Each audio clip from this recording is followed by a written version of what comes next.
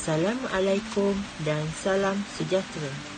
Saya, Muhammad Hilmi bin Jalani, ingin mempersembahkan tajuk pembentangan saya iaitu terbakar dan melecur di dalam pertolongan cemas asas 3.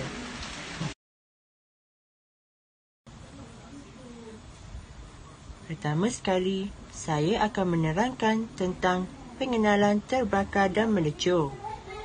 Terbakar merupakan kerosakan yang berlaku pada tisu badan akibat haba kering seperti tenaga elektrik, geseran dan kesan radiasi. Seterusnya, saya akan menerangkan tentang keadaan melecur. Melecur merupakan kerosakan yang berlaku pada tisu kulit akibat bahan cecair seperti minyak masak. Terbakar dan melecur merupakan sesuatu kejadian yang sering berlaku di dalam kehidupan seharian kita. Bahagian yang terlibat dalam terbakar dan melecur ialah lapisan kulit seperti epidermis, dermis dan hypodermis. Seterusnya, saya akan menerangkan tahap 1 yang berlaku sekiranya seseorang itu mengalami terbakar dan melecur. Tahap 1 dipanggil sebagai superficial. Superficial merupakan keadaan di mana seseorang itu mengalami luka yang berlaku di lapisan luar sahaja, iaitu lapisan epidermis. Apabila seseorang itu mengalami terbakar dan melecur pada tahap 1 iaitu superficial, ini akan mengalami tanda-tanda atau gejala seperti lapisan luar sahaja yang terkena, kulit menjadi merah, kulit menjadi kering, namun tiada lepuh atau gelembung iaitu blister, hanya berlaku gelupas lapisan kulit luar, berlaku bengkak dan sakit di bahagian tersebut.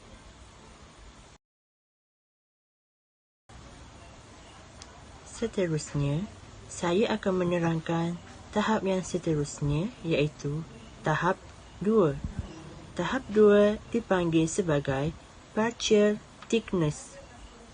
Partial thickness hanya melibatkan tembus lapisan kulit sehingga dermis. Dermis merupakan lapisan kulit yang terletak di bawah epidermis dan di atas lapisan subkutan.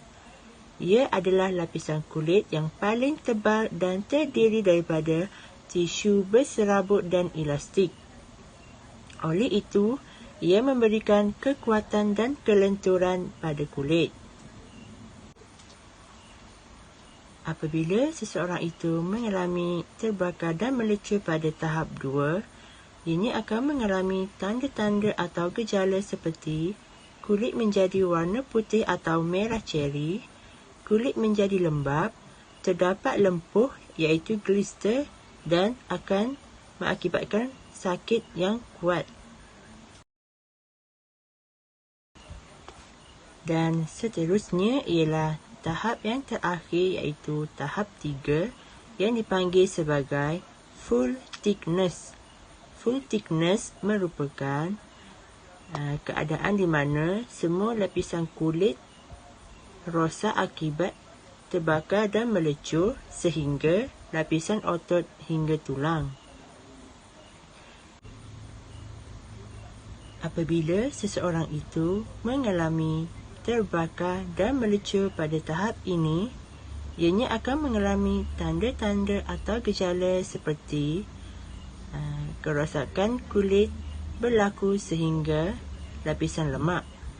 Kulit akan menjadi kering, berlaku pendarahan, kulit akan menjadi warna hitam atau kelabu serta akan merasa sedikit sakit ataupun tidak akan merasa sakit.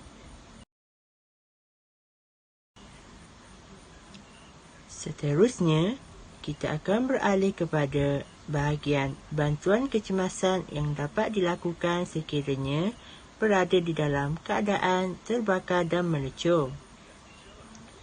Terdapat 2 kaedah bantuan kecemasan yang dapat kita berikan kepada seseorang jika berada di dalam situasi terbakar dan melecur.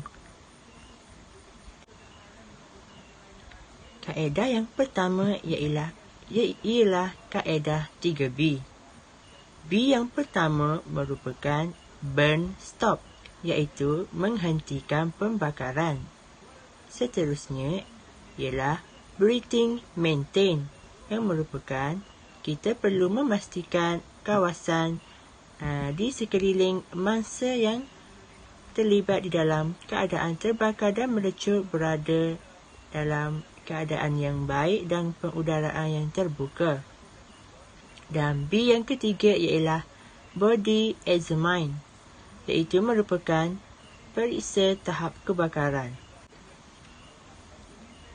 Periksa tahap kebakaran merupakan tindakan di mana kita perlu memeriksa keadaan mangsa yang terlibat dengan terbakar dan melecur untuk memastikan tindakan yang selanjutnya dapat diambil. Kita akan berpindah kepada kaedah bantuan kecemasan yang seterusnya, iaitu 3C. 3C merupakan di mana kita perlu mengambil tindakan ini untuk membantu mangsa yang terlibat dalam terbakar dan melecur. C yang pertama merupakan cool, iaitu menyejukkan bahagian yang terbakar. Tindakan ini sangat penting untuk memastikan keadaan mangsa dapat diredakan sedikit daripada kesakitannya. Seterusnya ialah cover. Cover merupakan kita perlu menutup bahagian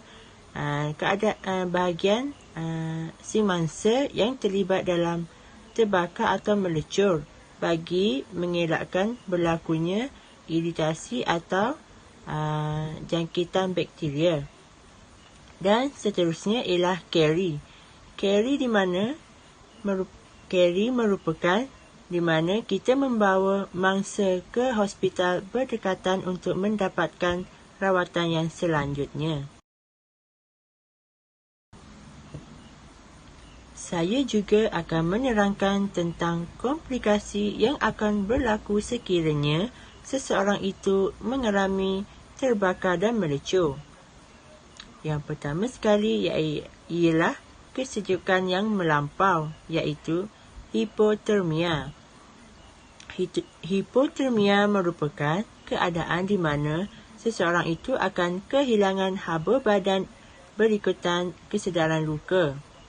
Seterusnya ialah hipovolemia, merupakan keadaan di mana seseorang itu mengalami kekurangan cairan dalam badan akibat kehilangan plasma daripada pendarahan yang berlaku. Seterusnya akan berlakunya pembentukan parut luka kesan daripada akibat terbakar dan melecur itu.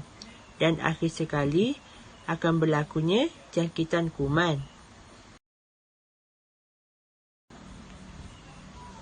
Namun begitu, untuk mengelak berlakunya situasi terbakar dan melecur, kita dapat mengambil langkah-langkah pencegahan yang sepatutnya. Yang pertama sekali, bagi seseorang yang merupakan pengendali bahan kimia, beliau boleh menggunakan atau memakai peralatan perlindungan yang sepatutnya. Seterusnya, kita juga perlu pastikan tangan kita kering semasa menggunakan alatan elektrik. Seterusnya juga, kita perlu menjauhkan kanak-kanak daripada alat-alat elektrik yang panas bagi mengelakkan berlakunya terbakar dan melecur, serta memakai lotion pelindung matahari. Selain itu, apabila berlakunya terbakar dan melecur, kita dapat melakukan rehabilitasi seperti melakukan cucian luka secara berkala serta melakukan fisioterapi untuk menyembuhkan keadaan mangsa.